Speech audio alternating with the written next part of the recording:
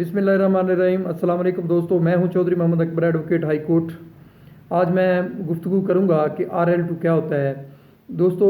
हमारे बहुत ही प्यारे दोस्त हैं जिन्होंने मुझे टेक्स्ट किया था कि सर आप ये RL2 के हवाले से जो है वो हमें बताएं कि ये क्या होता है और ये किसकी कस्टडी में होता है और इसका प्रोसीजर बताएं कि अगर हम इसकी यानी सर्टिफाइड कापी हासिल करना चाहें तो हम किस तरीके से ले सकते हैं और इसका क्या तरीक़ाकार है। दोस्तों, इससे पहले कि मैं तफसील में जाऊं, मेरी आप दोस्तों से रिक्वेस्ट है कि मेरे चैनल को लाइक कीजिएगा, सब्सक्राइब कीजिएगा और बेल आइकन को ज़रूर दबाइएगा। दोस्तों, बात यूँ है कि RL2 जैसा कि ज़ाहिर है कि रिकॉर्ड लैंड नंबर 2 है जिसको हम RL2 कहते हैं, और ये AC साहब मुतल्लिका तहसील जो होते हैं उनकी कस्टडी में होता है। ये एक बाकायदा रजिस्टर होता है जिसमें जो है मैं आपको ये बताना चाहूँगा कि ये RL2 की कापी है मेरे पास, फ़ोटो कापी इस तरह की कापी होती है, और उस कापी को उस रजिस्टर जो है RL2 उसके अंदर जो है वो लगाया जाता है ओरिजिनल परत को, और इस तरह से एक रजिस्टर तैयार होता है जो जो हम RL2 जिसको हम RL2 रजिस्टर कहते हैं। दोस्तों, ये था RL2। अब RL2 की अहमियत जो है वो क्या है, ये बहुत ही अहम डॉक्यूमेंट होता है, और जिस प्रॉपर्टी का RL2 नहीं होता उसका ये तसव्वुर किया जाता है कि उसकी कोई अलाटमेंट या उसकी कोई मलकियत ना है। लिहाजा RL2 जो है वो बहुत ही इम्पॉर्टेंट डॉक्यूमेंट है अलाटमेंट के हवाले से। हमारे जो आबा अजदाद जो इंडो पाक से तकसीम के वक्त जो पाकिस्तान में आए थे और जो अपनी प्रॉपर्टी इंडिया में छोड़ गए थे और पाकिस्तान में आके वो सेटल हुए हैं, और जब गवर्नमेंट ऑफ पाकिस्तान ने इंडिया का रिकॉर्ड जो है वो उसको मंगवाया और उसको देखा, तो उस रिकॉर्ड के मुताबिक जिन लोगों की उधर ज़मीनें थी उनका जो रिकॉर्ड आया उसको कंपैरिजन किया, और उस तरह से अपना जो हमारे इधर मुहाजिरीन थे उनको जो है वो क्लेम फार्म जो है वो दिए, और उनको तरीक़ाकार बताया कि इस तरह से क्लेम फार्म सबमिट करें और जमाबंदी की जो नकल इंडिया से आई है वो साथ में लगाएं, और इस तरह से ये क्लेम जो है वो क्लेम कमिश्नर जो है वो तैयार करता था और वही इस पे स्टैंप जो है वो लगाता था। इस तरह से जो क्लेम है वो क्लेम बनता था। क्लेम जब वेरीफाई होता था, तस्दीक हो जाता था, वो सेंटर रिकॉर्ड जो है लाहौर में फरीदकोट रोज़ वहाँ पे जो है उसका रिकॉर्ड मौजूद होता था, और वहाँ से जो क्लेम जो है वो मुख्तलिफ डिवीज़न में, मुख्तलिफ अजला में और इस तरह मुख्तलिफ तहसीलों में जाता था for the allotment of land. ये था क्लेम। अब जो क्लेम है जिस तहसील में, जिस ज़िला में वो क्लेम जो यहाँ से लाहौर सेंटर रिकॉर्ड से जाता था, उस ज़िला में जहाँ पे वो लाट होता था वहाँ RL2 पे लाट होता था। RL2 का एक फार्म था, और उस फार्म को फिल करके जो है उस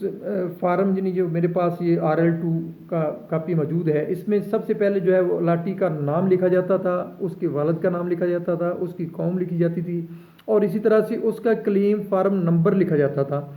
जिस पे जो उसकी अलाटमेंट थी, यानी जो एंटाइटलमेंट सर्टिफिकेट था उसका नंबर लिखा जाता था, और उसके बाद उस अगले खाने में उसका नाम, पता या रियासत जहाँ से वो आया है, इस तरह से वो जो है वो लिखी जाती थी, और इसके बाद जो है आगे तफसील इसकी लिखी जाती थी। तफसील ये लिखी जाती थी कि ये यूनिट कहाँ से आए हैं, अगर तो ये पहले कसूर में गए हैं, या उसके बाद ये हटियारा में गए हैं, या इसी तरह से ये गुजरांवाले में गए हैं, या आगे रावलपिंडी इस्लामाबाद में गए हैं, तो इस पे क्लेम जो है वो क्लेम पे चूँकि वो लिखा जाता था। और जब RL2 तैयार होता था तो RL2 पे ये तफसील लिखी जाती है कि आमदा यूनिट ज़िला यानी कसूर से आए हैं, लाहौर से आए हैं, कहाँ से आए हैं और कितने हैं टोटल, यानी जैसे 300 यूनिट है तो 300 का जिक्र होता था कि 300 यूनिट है। अब उस 300 यूनिट के मुताबिक, क्लेम के मुताबिक जो इन्फॉर्मेशन है वो इस पर दर्ज की जाती थी कि इसको कितनी ज़मीन अलाट होगी, आया वो अव्वल होगी, दोम होगी, सोम होगी, आबपाशी वाली होगी, गैर मुमकिन होगी, जिस तरह से बंजर कदीम होगी, बंजर होगी, ये सारी किस्में भी उसमें लिखी जाती थी। और इस तरह से RL2 पे ये सारा लिख के, और जो ऑफिसर RL2 पे थे उनके नीचे साइन होते थे, और इस तरह से ये एक वर्क जो है ये तैयार होके, और ये वर्क जो है वो RL2 रजिस्टर में जो है वो लगा देते थे, और इस तरह से उस क्लेम की इवज़ जो है वो अलाटमेंट कर दी जाती थी, और उसके बाद अगला प्रोसीजर जो इंतकाल वगैरह का वो हो जाता था। और ये प्रोसीजर था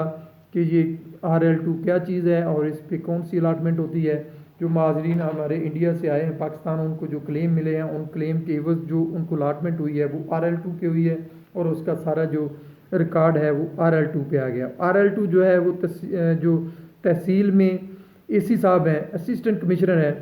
उनके पास उनकी कस्टडी में होता है, और उनकी परमिशन के बगैर जो है आप इसकी जो है वो सर्टिफाइड कापी हासिल नहीं कर सकते, चूँकि ये सील्ड डॉक्यूमेंट है और ये AC साहब की कस्टडी में होता है। अब AC साहब पे मुनहसर है कि वो इस रिकॉर्ड का तहफ़्फ़ुज़ करें,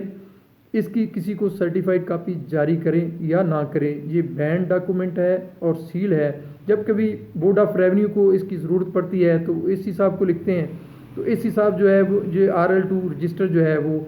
बजरिया अपने तहसीलदार कानूनगो या पटवारी जो है इस सील्ड डॉक्यूमेंट को जो है वो कोर्ट में पेश करते हैं। इसी तरह की अगर हाई कोर्ट तलब करती है तो हाई कोर्ट में भी यही प्रोसीजर जो है वो अख्तियार किया जाता है। और अगर किसी बंदे को अच्छी ज़रूरत है और वो AC साहब मुतलका तहसील को एप्लीकेशन दें कि हमारी फ़लाँ फ़लाँ ज़मीन थी और वो RL2 पे अलाट हुई थी, हमें फ़लाँ नंबर RL2 है वो लिखना पड़ेगा और किसके नाम था वो लिखना पड़ेगा, उसकी सर्टिफाइड कापी हमें दरकार है। इस एप्लीकेशन पे AC साहब अगर उसको समझते हैं कि इनकी कापी की जो है वो अशद ज़रूरत है और इसको कानून के मुताबिक जो है वो देनी है, तो फिर वो उसको जो है वो अलाउड कर देंगे और इस तरह से इसकी कापी जो है सर्टिफाइड वो हासिल की जा सकती है। मैं पहले भी बता चुका हूँ दोस्तों कि ये बहुत ही अहम डॉक्यूमेंट है, और अगर किसी का RL2 है तो उसकी अलाटमेंट या उसके नाम जो है वो ज़मीन जो है अलाट या उसको समझा जाता है कि ये ज़मीन का मालिक है। अगर RL2 नहीं है तो फिर उसकी कोई ज़मीन जो है वो वहाँ पे अलाट नहीं है। ये डॉक्यूमेंट था, इंतहाई अहम डॉक्यूमेंट है। इंशाल्लाह आइंदा किसी और मौजू पे बात होगी, तब तक के लिए अल्लाह हाफिज़, अपना ख्याल रखिएगा।